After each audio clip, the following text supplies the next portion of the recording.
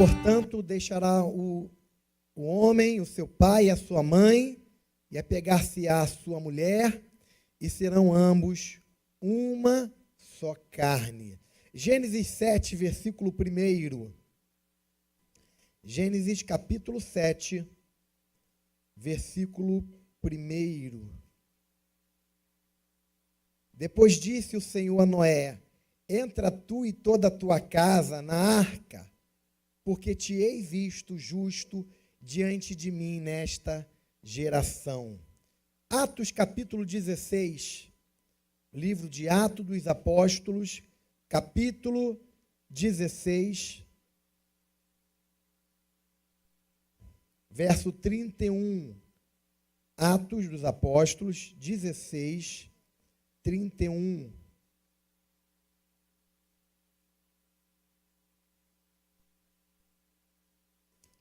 E eles disseram: crê no Senhor Jesus Cristo e serás salvo, tu e a tua casa. Feche os seus olhos, vamos orar. Querido Deus, querido Pai, queremos te pedir que o Senhor nessa noite possa falar, continuar falando. Eu sei que já tem falado aos corações, mas que continue falando através da sua palavra. É o que eu te peço em nome de Jesus. Amém. Gente, pastor Paulo esteve aqui na ordenação do pastor Márcio, ele pregou, depois ele comentou: rapaz, como tem gente bonita nessa igreja, né? E o nosso povo aqui é um povo bonito mesmo, com exceção de um ou outro varão, que é um pouco mais feio, mas é um povo, de um modo geral, um povo muito bonito, né? E hoje o pessoal de Santa Cruz aqui também bonito, parecia até membro da nossa igreja também, uma turma bonita se formando, né? Você é bonito, você é bonita, você foi feito à imagem e semelhança de Deus. Deus, quando fez você, Ele caprichou. Você imagine a obra da criação de Deus. Quando Deus criou os mares, os oceanos, os peixes, né? Tudo que Deus criou, Ele falou: isso aqui é bom. Ele viu que aquilo que Ele havia feito era bom. Mas quando Deus fez você, Ele falou: isso aqui é muito bom. Isso é muito bom. E Deus criou, além de criar o homem, criar a mulher, Deus deu uma ordem para o casamento, uma ordem que precisa ser colocada em prática, e eles aprendem isso no curso. Quando o homem se junta a uma mulher, e não existe outra forma de união nas Escrituras, que seja abençoada por Deus, somente a união pode se dar entre um homem e uma mulher, macho e fêmea. Deus está falando da sua criação. Ele diz: quando o homem vai se unir à sua mulher, deve deixar pai e mãe para se tornar uma só carne. Um dos problemas que nós temos constantemente com as famílias é que as pessoas estão casando, mas não estão deixando aquilo que deveria ser deixado para trás. Estão carregando consigo uma vida, um histórico, situações que deveriam ficar para trás para dar espaço para uma nova etapa a ser construída, que é a etapa do casamento. As pessoas hoje, por questões econômicas, questões financeiras, estão casando e continuam morando dentro da casa dos pais. Algumas pessoas fazem um puxadinho em cima, do lado, e continuam vivendo sem se desvencilhar da família de origem. E muitos estão sofrendo por conta disso. O Senhor nos chama para a união do matrimônio, para o casamento. Ele diz: olha, é condição sine qua non para ter um casamento bem sucedido, deixar pai e mãe para viver a sua própria vida.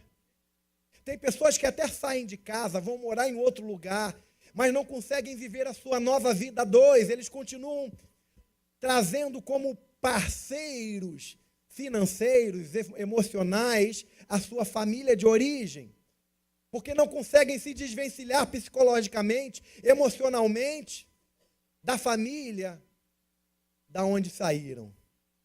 Isso tem trazido muitos problemas nos relacionamentos, porque aquilo que deveria ser debatido, discutido, numa relação a dois, acaba tendo a interferência de pessoas externas, pessoas amadas, pessoas queridas, que devem ser honradas, respeitadas. O pai e a mãe devem ser honrados e amados por toda a vida. Mas não devem ser trazidos para o relacionamento a dois. Deixar pai e mãe fala de construir uma nova trajetória de vida, construir uma nova identidade, não a identidade mais de solteiro, mas a identidade de casal. A gente vê que o projeto de Deus, que é o projeto da família, o projeto do casamento, tem sido destruído. Um dos motivos é que os dois não estão dispostos a enfrentarem sozinhos os desafios que a vida a dois oferece. Tem gente que continua se encostando, se escorando na família de origem por causa das questões financeiras. Tem um ditado popular que diz que quem casa, e aí a pessoa casa, mas ela não tem condições de manter a sua própria casa. E aí ela quebra o primeiro mandamento de Deus acerca do casamento, e como consequência disso, passa a enfrentar problemas que não precisaria enfrentar se tivesse obedecido à palavra de Deus. Eu quero desafiar a vocês, irmãos, a entenderem que a Bíblia, ela é verdadeira. Quando o Senhor diz em Romanos capítulo 11, versículo 6, que o meu justo viverá pela fé, apesar da gente usar de vez em quando esse texto no momento dos dízimos e das ofertas, esse texto ele tem uma abrangência muito maior. Ele fala também de casamento. Talvez você não tenha condições de casar e comprar a sua casa própria, mas eu tenho certeza que se você for um homem e uma mulher de fé e trabalharem juntos, vocês vão conseguir bancar a sua própria habitação. Porque a Bíblia diz que o justo viverá pela fé. A relação a dois é um desafio. Vocês fizeram um curso, hoje vocês estão aqui dando depoimentos maravilhosos. Mas hoje, quando chegar em casa, vocês vão ser testados. Porque vai ter dentro da sua casa um indivíduo, que eu vou dizer uma coisa, só a misericórdia para morar com esse indivíduo. E quando eu falo esse indivíduo, não pensa no outro não, pensa também em você. Nós somos tão complicados, irmãos, e nós somos tão diferentes, e nós temos particularidades, situações tão distintas, que é impossível continuar casado se você não aplicar os princípios e valores trazidos pela palavra de Deus, como negar a si mesmo, preterir em honra, perdoar, amar de forma incondicional, porque nós somos diferentes, mas nós somos chamados para viver uma vida de casados e uma vida que glorifique a Deus. Quando o apóstolo Paulo, na carta de Efésios, no capítulo 5, ele começa a dar algumas recomendações para a vida conjugal, ele diz mulheres, e por que ele fala primeiramente para as mulheres? Pedro diz em 1 Pedro 3 que a mulher é o vaso mais frágil. A mulher precisa de uma atenção especial em relação a uma recomendação para a vida 2, porque a mulher é um vaso mais frágil. Quando o Senhor fala sobre isso na palavra, ele diz que foi a mulher que foi enganada pela serpente. Por isso Paulo começa se referindo às mulheres. Mulheres, sejam submissas aos vossos próprios maridos, como ao Senhor. Um homem que não assume o seu papel no lar, de líder na família, não é de autoritário, não é um papel de ser uma pessoa arbitrária, mas um papel de liderança. Ele abre brechas para que Satanás traga engano dentro da sua casa. Foi isso que aconteceu com Adão. Ele não assumiu o papel, a responsabilidade dele, de líder da família. E ele deu ouvido ao engano que a sua esposa havia caído. Quantas pessoas deixam o casamento por causa de um engano de Satanás. Quantas pessoas deixam uma igreja por causa de um engano? Quantas mulheres começam a falar no ouvido do marido e levam o marido a tomar decisões equivocadas? O marido, ao invés de assumir a sua posição de liderança, buscar ouvir a voz de Deus, muitas vezes se deixa levar por um engano que aconteceu no coração da sua esposa. Por isso Paulo recomenda primeiro às mulheres: mulheres, sejam submissas aos vossos maridos. E a submissão aqui não é algo pejorativo. Fala de estar juntos, debaixo de uma liderança. Né? Não existe, querido, nada que funcione sem uma liderança.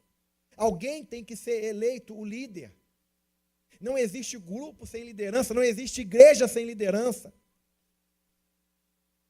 A liderança é importante. Quando Deus foi tirar o povo de Israel do Egito e levar para Canaã, ele precisou levantar uma liderança. Porque se todo mundo manda, querido, dá confusão, vira uma bagunça. Quando muita gente começa a mandar, isso denota uma ausência de governo, ausência de direção. Por isso Deus, em sua soberania e sabedoria, estabelece papéis dentro do casamento. Eles estudam sobre papéis.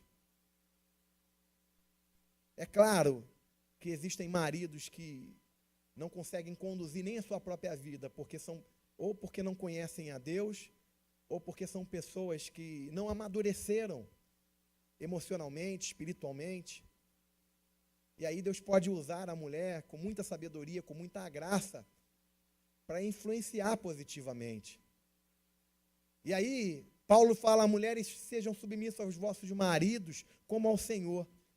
E o contrário de submissão, né, o contrário de submissão é mandar.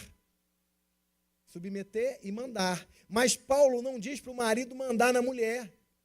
Paulo diz: vós, maridos, amem as vossas esposas, como Cristo amou a igreja.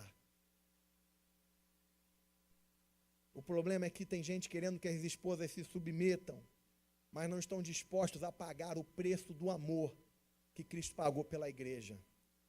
Um amor profundo, um amor verdadeiro, ao ponto de se entregar por ela.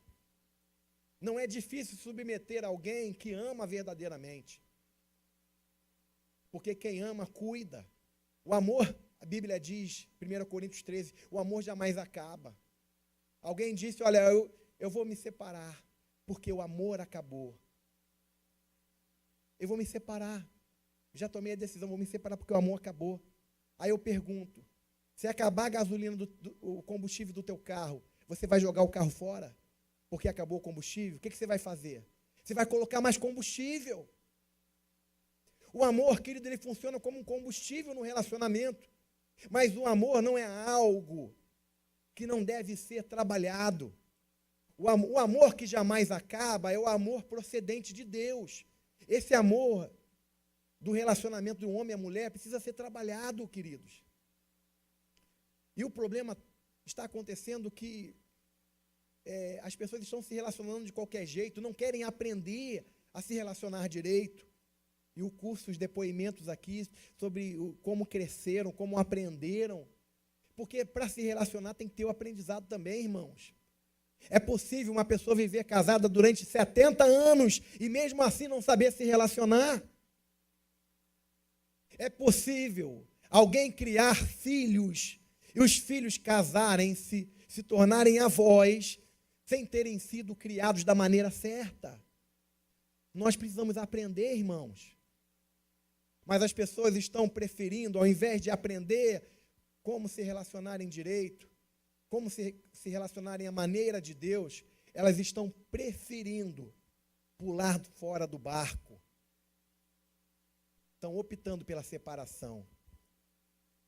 Um casal estava perante o juiz e no momento do divórcio, o juiz pergunta ao filho com qual dos pais ele gostaria de morar, de residir após a separação. E aí o filho pega a mão do pai, pega a mão da mãe, une as mãos dos dois e diz: eu gostaria de morar com os dois. Aqueles pais ficaram impactados com aquela situação, porque provavelmente eles não estavam avaliando todo o custo, tudo que envolvia aquela separação, e eles repensaram a decisão e continuaram casados. A separação é algo que não está no coração de Deus, por isso o curso Casados para Sempre. A separação é algo que não está no coração de Deus. Deus projetou o casamento para toda a vida. Mas o problema do casamento é que são dois indivíduos que precisam tomar decisões, que precisam aprender a conviver. Você está pensando que é fácil conviver, irmãos? Não é fácil, não. Vocês olham para os professores, os líderes aqui que estão ministrando. Oh, que casamento lindo, abençoado. Vai para a casa deles, para você ver se esse negócio funciona desse jeito. Nós somos pessoas, nós somos humanos. E como humanos, nós temos as nossas mazelas. E nós estamos buscando em Deus melhorar cada dia. Amém? Família é isso, irmãos. Você não vai ter um marido perfeito, você não vai ter uma esposa perfeita. Filho, você não vai ter pais perfeitos. Mas você tem uma família que Deus te deu. Você precisa investir nessa família. Nós queremos hoje, nessa noite, eu não tenho tempo de desenvolver a mensagem que eu preparei, meu tempo acabou. Mas nós queremos nessa noite pensar rapidamente sobre o que nós temos feito para fazer diferença na nossa família. E essa pergunta, apesar de eu ter comentado alguma coisa a respeito dos casais, essa pergunta deve ser pensada por cada um dos componentes, dos integrantes da família. Filhos, pais, maridos, esposas. O que posso fazer para melhorar a qualidade da convivência na minha família? O grande problema é que nós, em todo quanto é tipo de relacionamento, por causa da nossa carnalidade, fala para o teu irmão assim, ó, por causa da tua carnalidade, nós temos a tendência de sempre projetar no outro, de sempre atribuir ao outro a problemática da relação. Já tem um ditado popular que diz: quando dois não querem, quando um não quer, duas lombrigas, rapaz? Dois não brigam. Negócio de lombriga. Tem esse dito popular. Por quê? Porque se você fizer a sua parte, se você fizer o que você deve fazer, o que você pode fazer, isso vai fazer diferença na sua casa. Tem uma história, um relato, eu esqueci o nome do padre, é um padre que o Cláudio Duarte se espelha muito nele, no estilo de fazer graça. Ele fala muito de coisas do interior. Ele conta uma história, esse padre, que uma determinada vez um homem foi até a paróquia e falou para ele: ó, padre, se o inferno existe, eu já descobri onde fica na minha casa. E o capeta é minha sogra. E começou a falar, né, de cada um dos indivíduos da família, que o moleque estava agora usando droga, estava fazendo um monte de coisa, a menina usava umas roupas indecentes, né? A sogra dele não estava mais aguentando aquela mulher, que foi morar dentro da casa dele, a coisa ficou pior ainda. E a mulher dele não parava de engordar e comer, engordar e comer. E aí o padre falou para ele assim: rapaz, não diga isso, porque um deles pode ser Jesus. Jesus mora na sua casa, lá não é o inferno, e ele está disfarçado. Você tem que descobrir quem é dos teus familiares, que é Jesus. Mas como eu vou descobrir? Não, Jesus, minha sogra, não. Minha mulher não é mesmo. Meus filhos, não. Padre, você está enganado. Ele, não está enganado não. Estou enganado não. Você vai ter que tratar todo mundo bem, até você descobrir quem é Jesus. E aí, o cara era cachaceiro. Você tem que ficar lúcido para você saber o que você está fazendo. E aí ele começou a tratar todo mundo bem. Bateu na porta lá do quarto da sogra, levou uma bandeja de café da manhã. A sogra, quando olhou aquele café da manhã, prova esse negócio aí que eu quero ver se não está envenenado. Aí ele provou, não morreu, aí a sogra foi e comeu. Aí começou a tratar bem a esposa, fazer coisas que ele não fazia diferente. Pô, será que é minha esposa que é Jesus? Pô, será? Não, minha esposa, não, essa mulher, ela não pode ser ela, mas se for Jesus, eu tenho que tratar ela bem. Aí começou a tratar a mulher bem, começou a falar coisas agradáveis, porque ele só criticava ela o tempo todo.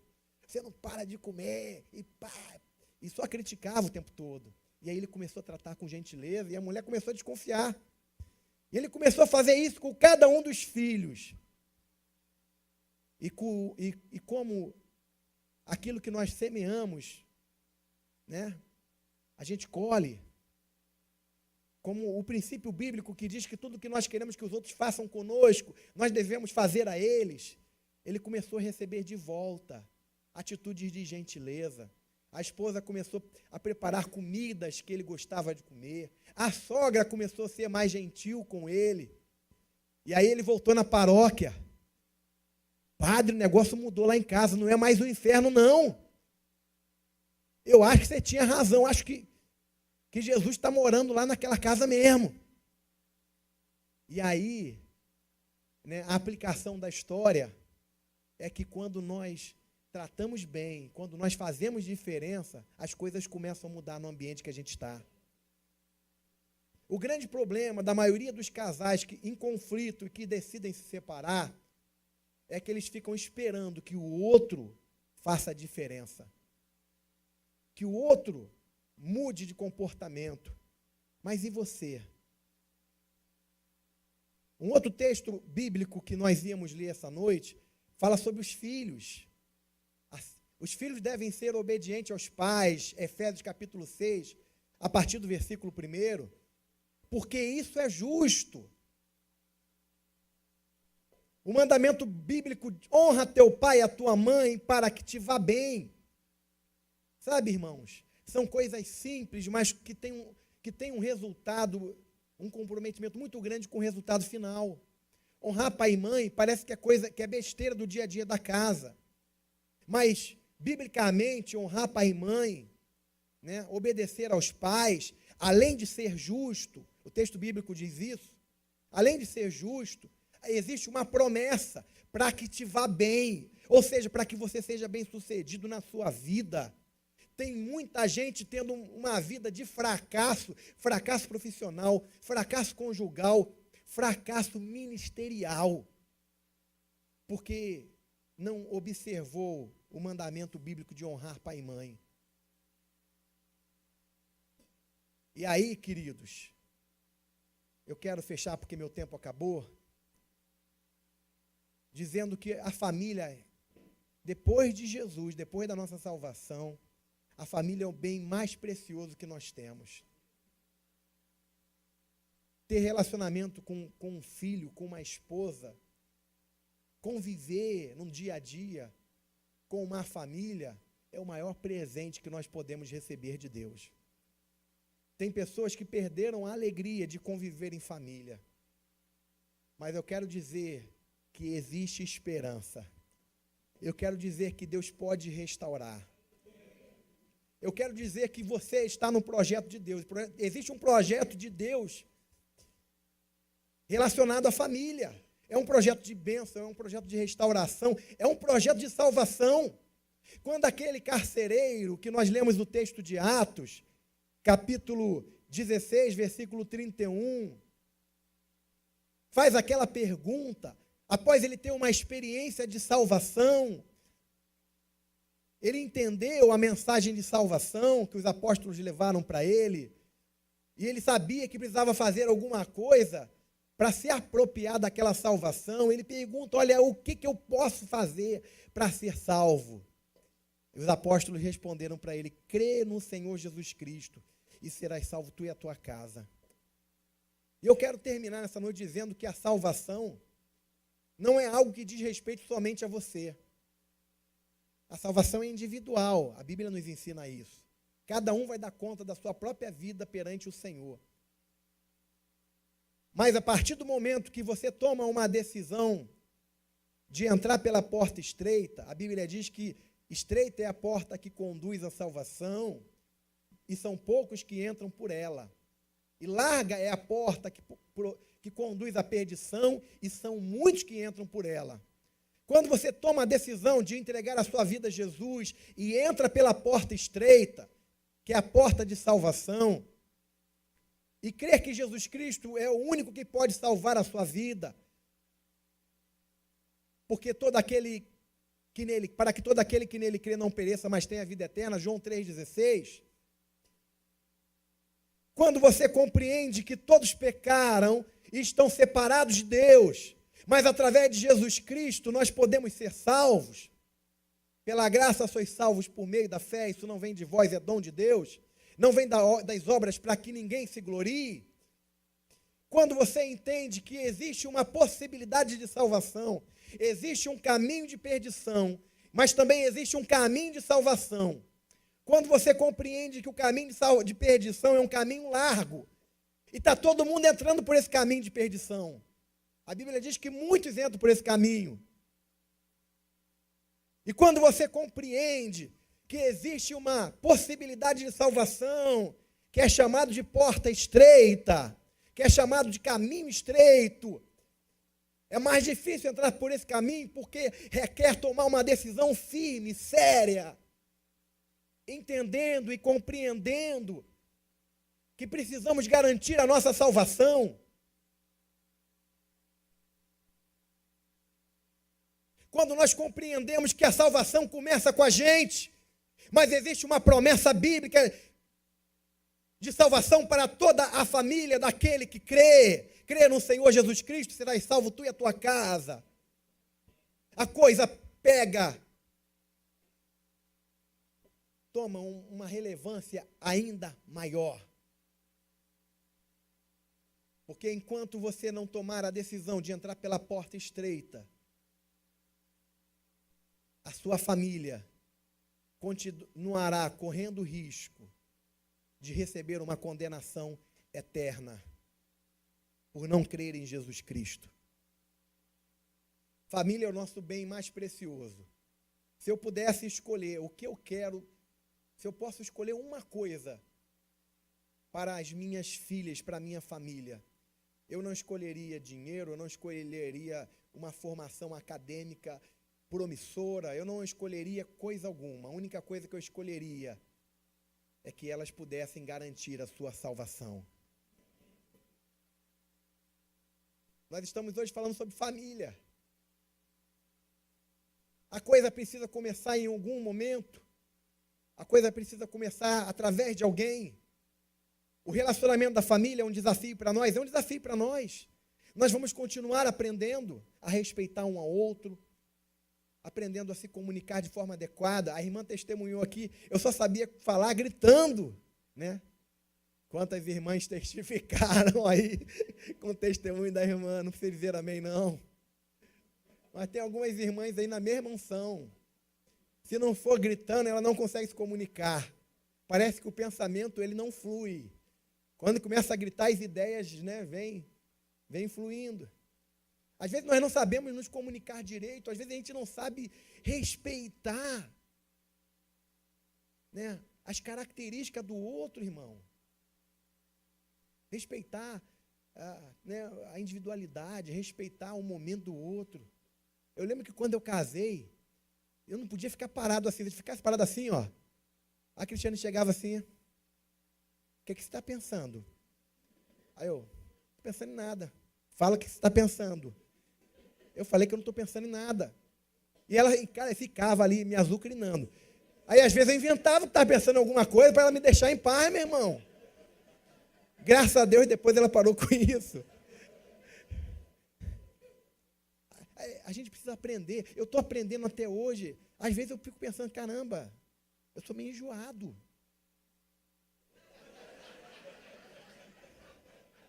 Eu não sei porque que ela falou é verdade. As mulheres, meu irmão, precisam de ser tratadas de uma maneira assim, mais profunda, mais forte. Você dá um pouquinho de espaço, dá problema. Mas a gente precisa amadurecer e crescer. A solução está no aprendizado. Porque uma das definições pedagógicas sobre aprendizado é mudança de comportamento. Tem gente que pensa que tem que ser do mesmo jeito para o resto da vida. Ainda que acabe com a vida de muita gente, eu não vou mudar, eu sou assim. Eu sou um irmão Gabriela. Eu nasci assim, eu cresci assim, vou ser sempre assim, Gabriela. Não, cara, você tem que mudar. Nós precisamos mudar cada dia, irmãos. Né? Eu reconheço, tem dia que eu chego e vou falar, Senhor, obrigado porque o Senhor não desiste de mim, o Senhor continua trabalhando na minha vida. Porque se fosse eu no lugar de Deus, eu acho que eu já teria desistido de mim. Amém? O pastor está falando uma bobagem lá em cima. Estou não, irmão, porque tu não me conhece. Você só me vê pregando. Eu acredito que essa mesma realidade é a tua realidade. E no casamento a gente precisa crescer, amadurecer, aprender a conviver com o defeito do outro, meu irmão. Aprender a respeitar a individualidade. Né? Tem nego que o cônjuge está dando uma barrigada, o cara quer ficar lá conversando, meu irmão. Está doido. Não, meu irmão. É hora da barrigada, é hora da barrigada.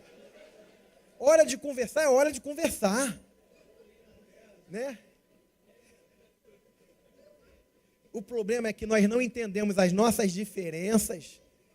Nós não entendemos as nossas diferenças e não respeitamos, muitas vezes, a individualidade do outro. Né? Eu não vou falar aqui sobre diferença, mas o homem é diferente. Né? O homem, você nunca vai ver um homem na festa chamando, vão lá, vão no banheiro. Né? Aí vai um monte de homem junto no banheiro.